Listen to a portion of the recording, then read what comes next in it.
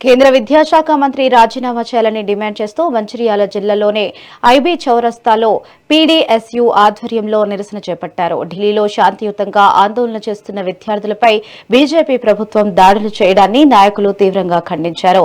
Neat leakage కుంభకోణం వల్ల 21 మంది అమాయక విద్యార్థులు ఆత్మహత్యకు పాల్పడ్డారని ఆవేదన వ్యక్తం చేశారు. లీకేజీలపై స్వతంత్ర విచారణ జరిపి దోషులను కఠినంగా శిక్షించాలని డిమాండ్ చేశారు. ఈ నేపథ్యంలోనే జూలై 24న తలపెట్టిన విద్యాసంస్థల బంద్ను విజయవంతం చేయాలని పిలుపునిచ్చారు.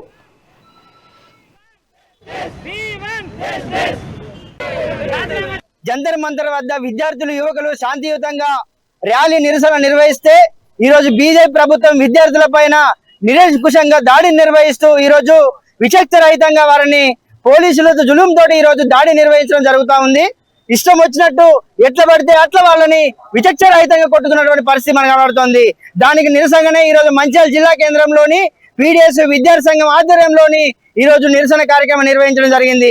ఇప్పటికైనా ప్రభుత్వం స్పందించి ఏదైతే నీట్ పేపర్ పరీక్ష లీకేజ్ అయినటువంటి వారిపైన కఠినంగా చర్యలు తీసుకొని తక్షణమే కేంద్ర విద్యాశాఖ మంత్రి రాజీనామా చేయకపోతే మరొకసారి కూడా దేశమంతా కూడా ఆందోళన కార్యక్రమాలు చేపడతామని చెప్పేసి కూడా ఈ సందర్భంగా ప్రభుత్వాన్ని హెచ్చరిస్తా ఉన్నాం.